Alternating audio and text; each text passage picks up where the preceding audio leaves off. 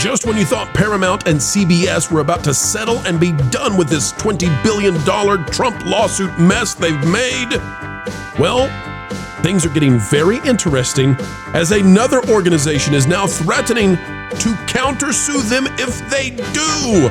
We've got Ron Coleman on. He's ready to break down whether or not this could be the breaking point for Paramount and Skydance. Don't go anywhere.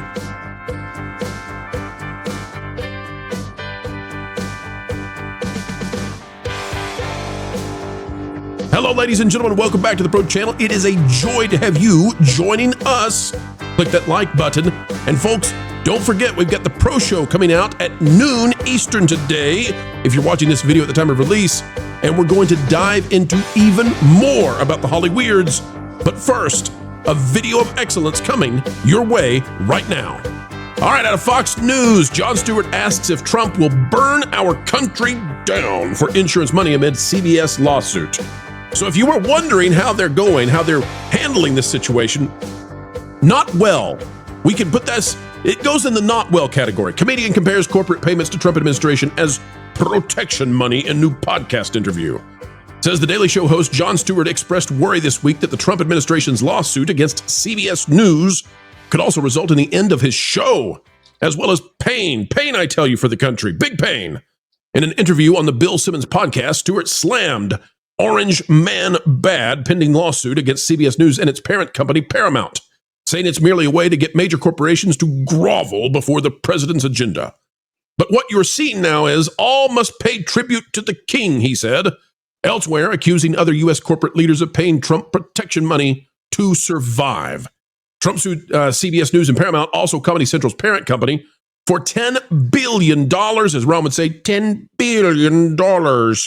In October, over allegations of election interference involving the 60 Minutes interview of then Vice President Kamala Harris that aired weeks before the presidential election.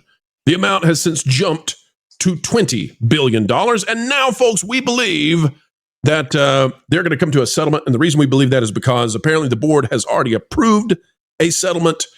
You have people jumping off and out of CBS News and 60 Minutes like you can't believe. The latest name we're hearing is Gayle King may be out.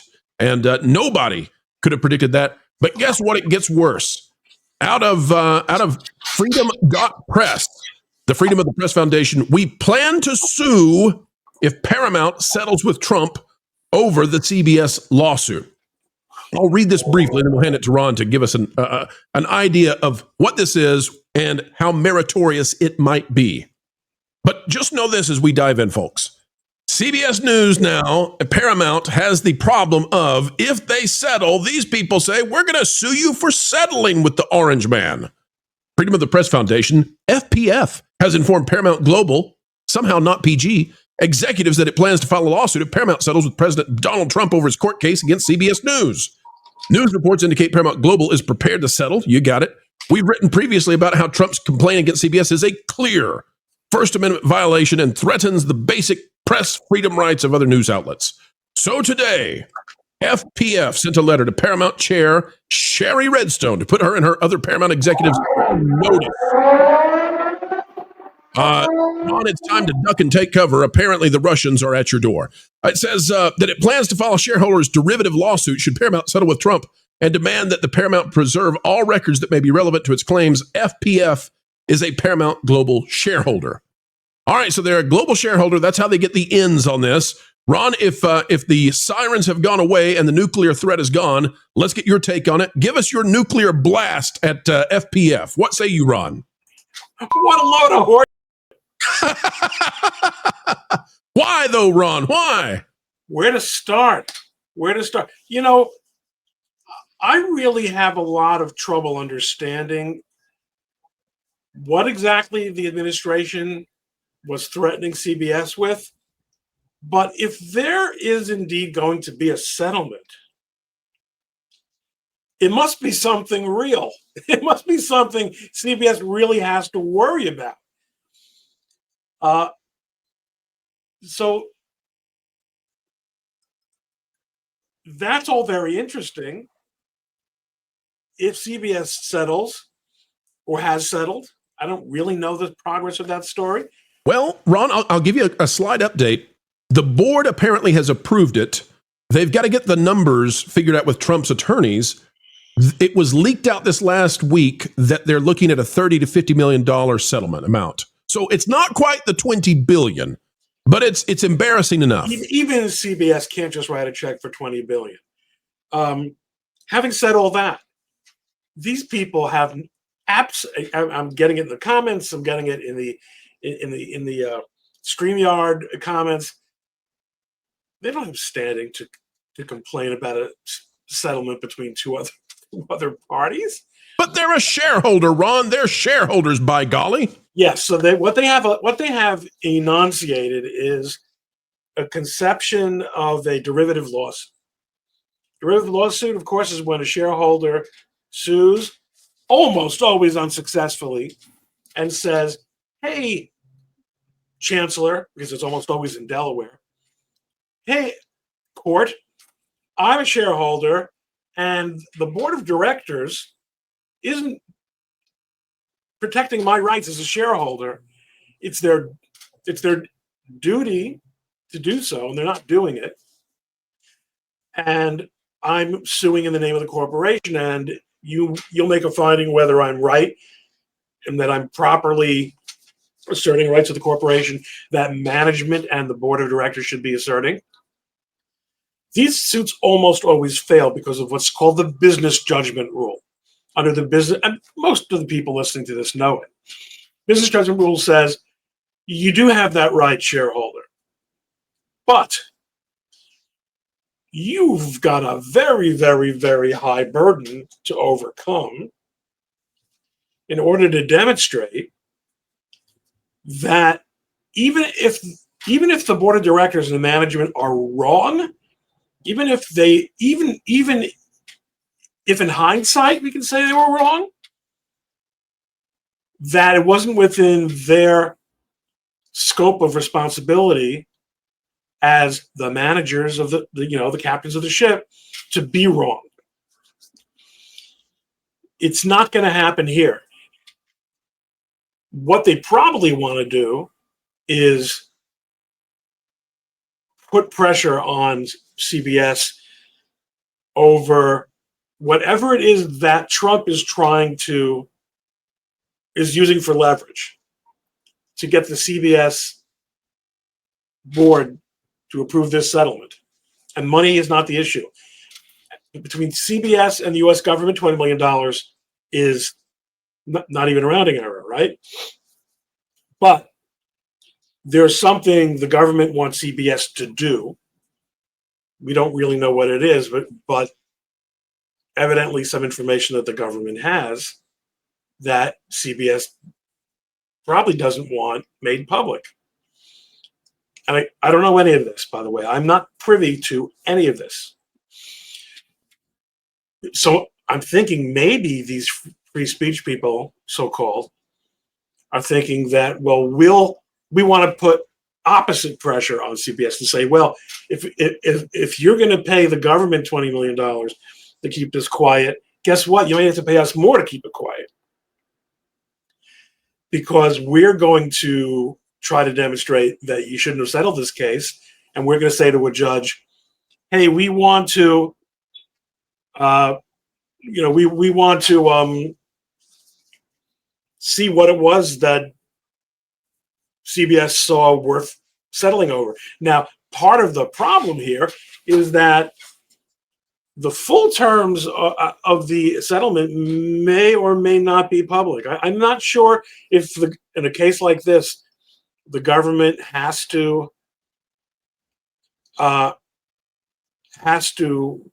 release the terms of the settlement. Maybe they do. Maybe they don't. Now, this is Trump as an individual, though, is filing the lawsuit. As president, so this was only in other words, there's no government. This is just Donald Trump. Well, here's the tricky part about it, Ron, because it gets messy. So it is President Trump as private citizen Trump making the lawsuit. However, there is great speculation that the FCC will let their investigatory efforts slide if this settlement happens. Which, yes, and I will admit that I am letting those two things that I'm letting those two things get involved. And it is correct what you're saying. In other words, my recollection is that has been refreshed by what you just said, that it was a private lawsuit by the president, in which case it is not necessary for the terms to be made public. Even if he's POTUS, they still don't have to as part of transparency. No, definitely not. On the other hand, I say definitely not. I don't speak for the president. I'm just riffing off the top of my head. And let's say this too, Ron, because that was my error at the beginning. As we brought you in, I should have clarified right from the start that you have in the past represented, but you are not in this case, and you are not. Not in this case. I am representing him still in the Georgia, in the Atlanta copyright case over Hold On, I'm Coming. But we're not going to talk about that. Yeah. Okay. So let me ask you about this, Ron, because let's elevate this conversation as we've discussed in the past. We want everybody to walk away saying, my gosh, I can't believe the knowledge I have having sat in class with Dr. Coleman. Ron, and by the way, you're more of a doctor than Jill, I would say. But anyway, let's read this. In particular, it says, we've written about previously how Trump's complaint against CBS is a clear First Amendment violation and threatens the basic press freedom rights of other news outlets. So, Ron, Trump is alleging that CBS News, 60 Minutes in particular, but CBS News more broadly as the umbrella structure that controls 60 Minutes, that they interfered with the election, that they caused grave damage, that they violated their due protections of transparency and news reporting, given their network status. Ron, do you see anything in what he's doing that threatens the First Amendment? Because the First Amendment has certainly been threatened over the last 5, 6, 7 years. Do you see this as a similar situation as someone who has staunchly defended the First Amendment? I don't want to comment on that because that would be inappropriate for me. I would say that every defamation lawsuit, this is not I don't remember the lawsuit.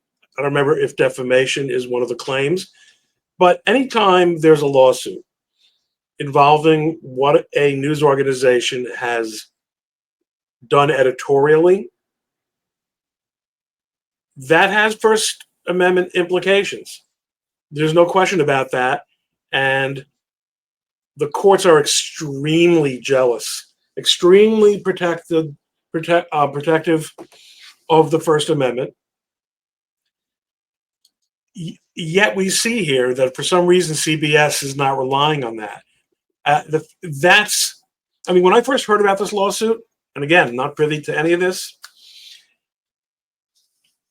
I said, well, this really sounds kind of like bluster, or kind of like just a symbolic action, but it must have some legs. They must know something that CBS wants to keep hidden. And the other thing about this too, Ron, is that for CBS News, it looks to us like they have much to lose, because if this settlement happens and the FCC clears the way for them to merge and essentially be bought out by Skydance, it is now strongly suggested that Skydance no longer wants to play ball with the news division, because they've acted sort of in a parasitic manner where at every step of the way in this merger attempt, they have been an obstacle. Vash, I see you've got a thought you want to bring in. Up in here, sir. Yeah, I want to go ahead and bring this up to Ron, because we have heard about these dissidents within Paramount, many of them amongst the CBS News division, interfering with this potential settlement and with this overall this potential merger. Is there in the future, if this deal does truly get upended, or if this settlement gets upended by these let's say, interested individuals within this organization, is there maybe like a tort claim in the future that could maybe be possibly brought by shareholders or Sherry Redstone or somebody saying like, hey, look, listen, you interfered with this whole process? suing your own shareholders for disagreeing with a management, for being dissident shareholders, that would not be the hill I'd want to die on. Yeah, Fair enough. I would say so. Lauren, let's get you on the hill here. Your thoughts on this idea that CBS and Paramount settling with President Trump is tantamount to a violation of the First Amendment or tearing the country down, or as Jon Stewart says, oh my gosh, if they settle, they're going to burn the country down for insurance money. I mean, it's right there. Jon Stewart claiming this. Of course, he's a comedian, so maybe he's being hyperbolic. Lauren, after what we've all been through, do you have the same fear?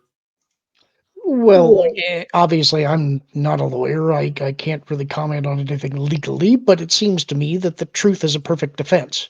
So, as Ron mentioned, it seems to me that if they are concerned about this, then they're looking to settle that, yes, there has to be something that the White House has or that Trump knows that they don't want to become public. All they had to do was tell the truth. And it seems that that's likely not what occurred. So, now let me just point out that the headline that you just put up on the screen, Pro, refers to the Trump payments to the Trump administration. Oh, I see the conflation here. Okay, so Jon Stewart is what threw us off a little bit. Comedian compares corporate payments to Trump administration as protection money. Okay, so Jon Stewart is saying that, but it is not to the Trump administration so far as I know. Now, are there fines that we're not aware of yet that might be part of this that go to the FCC? I can't see how that would be possible. But my understanding is that this would be handled in the same way that ABC handled their settlement with Trump, where the money went to the Trump future library, the future presidential library. Okay, that I don't know about, but I will say this. I can't imagine that the administration is in any way, let's say I can imagine it, but I know that the lawyers who are advising the president, and they would not allow the leveraging of government power to get a settlement out of CBS in a private lawsuit here. It just, right. The smell of that would just, that's not going to happen. So I'm not quite sure what Jon Stewart is talking about here. I don't think he is either. He just has to remember that all payments to the government are protection money. Oh, that's a great point. That is a great, yes, as a philosophical axiom. That's correct. Wow. Well stated. Well stated. Did you go to college somewhere, Ron? You got the nose. You've got the knowledge there. Folks, let's bring in somebody right now. We're going to have him hop in. He's someone who has been at the highest levels of Hollywood. He is Hollywood, you might say, down the Sunset Strip. And we'll play the clip, but folks, you know who it is. Who could that be? It's LW Ghost. Lou, how are you, sir? I'm pretty good, and Ron and I are having fun in the background because we both know this thing is so damn silly. It's just... Lou, tell me why it's silly, and tell me about your article that you've written that has something to do with this. Oh, yeah, I wrote, and this is before that Scott Pelley rant that you did a thing on earlier. I wrote an article about jumping the shark, which is a term of art in the biz, but actually comes from a real episode of Happy Days. You were the farm, eh? And about why I watched that episode when it aired. And I could not believe what I was seeing. You were shark jumping before shark jumping was cool, as the saying goes. But that's what I use as a reference. So these idiots, the 60 Minutes guy, and then this lady, and now Scott Pelley, which Pro covered earlier today. Guys, when it's time to go, shut up and go. Right. The show's over. Curtains are closing. Get out. And the same thing is true. Look at this deal where Iger told the View ladies, hey, cool it. And they said, no, we don't want to cool it. So there. Right. As if having lawyers real-time commenting and forcing them to make basically retractions during the show wasn't a little clue that maybe they were going off the reservation a little bit. This goes back to a theme that we have discussed so many times, and you fellows have been on other programs with me as well. These studios and these corporations are so big. They're like the brontosaurus when it gets its tail stepped on. Okay, so a week later it finds out that someone is stepping on its tail. They're so because they're so cross-subsidized by other businesses that are successful. And I mean, I just heard that the replacement of I think I heard it from you, Pro. Yeah, the replacement of Jen Psaki. Yeah, circle back, Ron. Rachel Maddow is a it's back disaster in the making. Calculus. And they're preparing to beg Maddow to come back. This is a woman who is already getting paid $22 million. Right. Work once a week.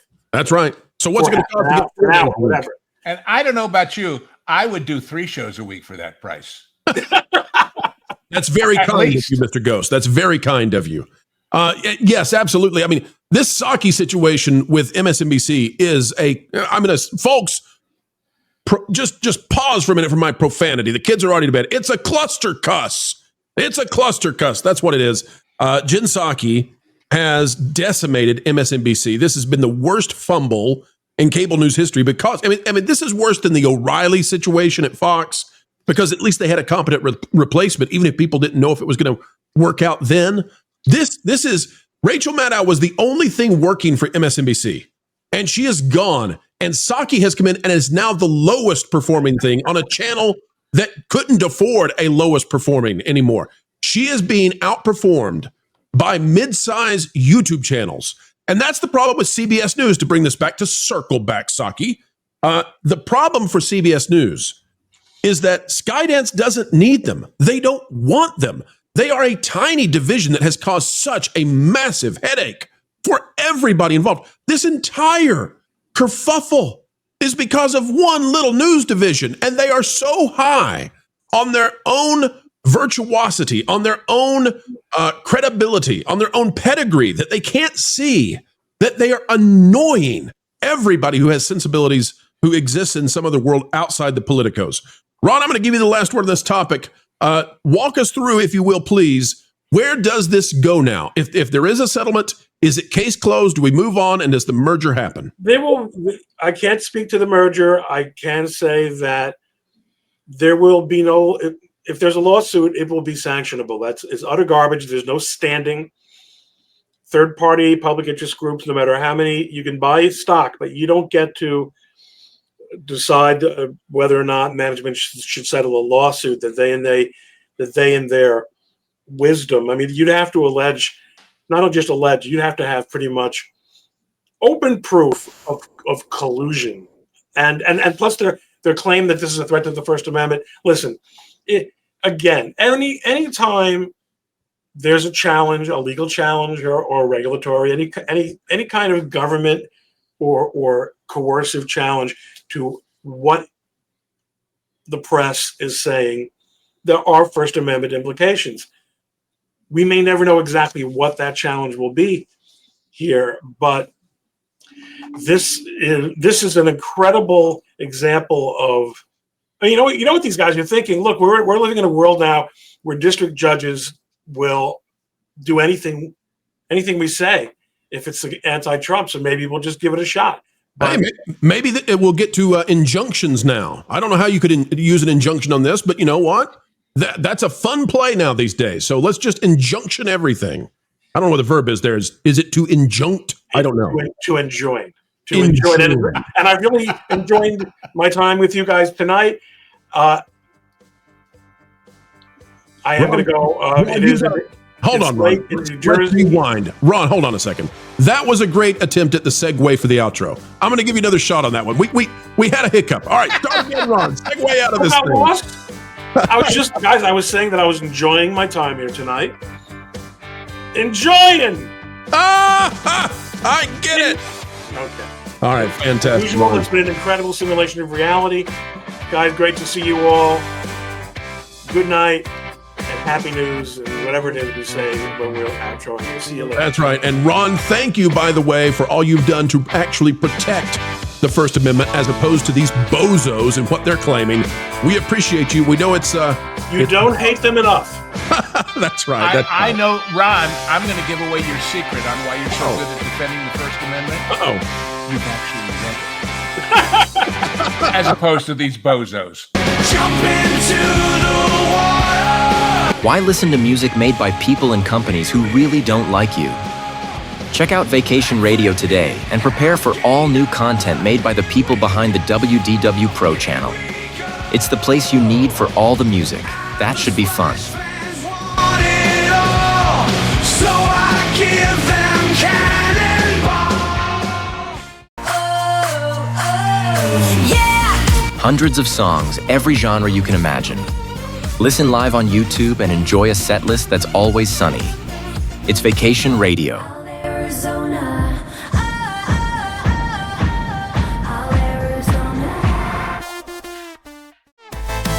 Pineapple pizza, Hawaiian ice freeze, yeah. Can't wait to be up. 3 days of you and me. What are you waiting for? Every WDW Pro video has a link to Vacation Radio in the video description. Try it out and subscribe today.